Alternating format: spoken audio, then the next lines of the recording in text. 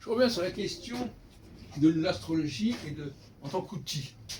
Comment faut-on traiter de cette question de l'outil astrologique? J'ai fait un article là-dessus que j'ai fait circuler, mais j'y reviens.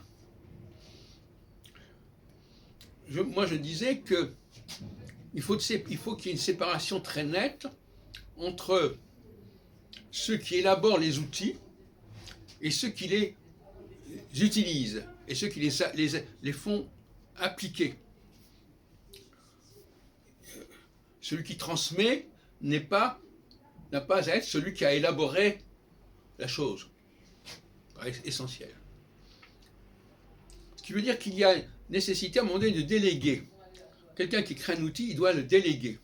Il doit demander à d'autres personnes que lui de s'en servir. Et s'il n'en est pas capable, si les autres ne sont pas capables de se servir de cet outil, c'est que cet outil n'est pas ergonomique, cet outil n'est pas valable, en quelque sorte. C'est un test important. Si je ne suis pas capable de faire passer cet outil, si je suis la seule personne capable d'utiliser cet outil, il y a un problème, il y a un gros problème. Parce que tout simplement, j'en ai déjà parlé,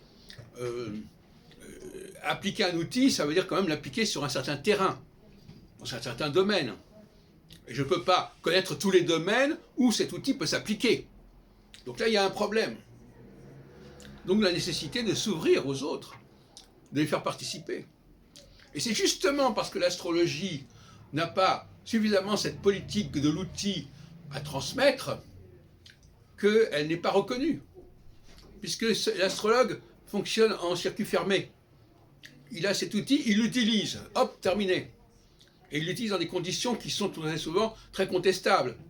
Qu'est-ce que c'est qu'utiliser un outil sur une personne qu'on ne connaît pas, en se fiant uniquement à cet outil, et sans se connaître le terrain sur lequel on applique cet outil? Ça n'a aucun sens. Les choses comme elles sont.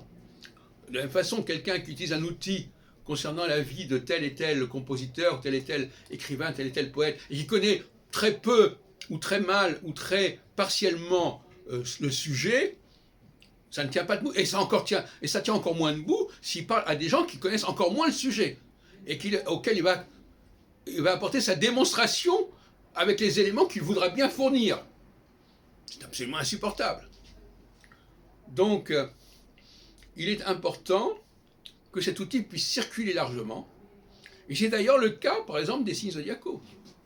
Je ne suis pas en train d'en faire l'apologie ici, mais les signes zodiacaux, c'est un outil qui a été très largement utilisé. Pas par les astrologues uniquement, qui échappe aux astrologues, justement. Et c'est ça qui les ennuie quelque part. Une des raisons pour lesquelles ils sont tellement énervés contre l'astrologie de presse, c'est que ça leur échappe. Voilà des gens qui vont utiliser cet outil sans eux. Tout comme, par exemple, à une époque, les gens, avant il y avait des chauffeurs pour conduire les voitures, maintenant on s'en passe. Avant il y avait des secrétaires pour taper à la machine, maintenant on s'en passe. Ça crée des problèmes, ça. Des problèmes assez graves.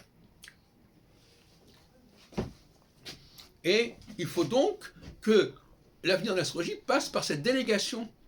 Je crée un outil, pas n'importe quel astrologue, certains grands astrologues créent des outils, ils les donnent à d'autres qui vont les appliquer, mais en fin de compte, les autres, c'est pas l'astrologue technicien, les autres c'est tout le monde. Tout le monde va apprendre cet outil, va apprendre à s'en servir, parce qu'il faut que ce soit un outil extrêmement facile à utiliser et à comprendre, et il va l'appliquer dans son domaine d'expertise. C'est ça le paradoxe. C'est qu'en fin de compte, d'un côté, nous avons une astrologie compliquée à apprendre et on croit qu'elle est facile à appliquer.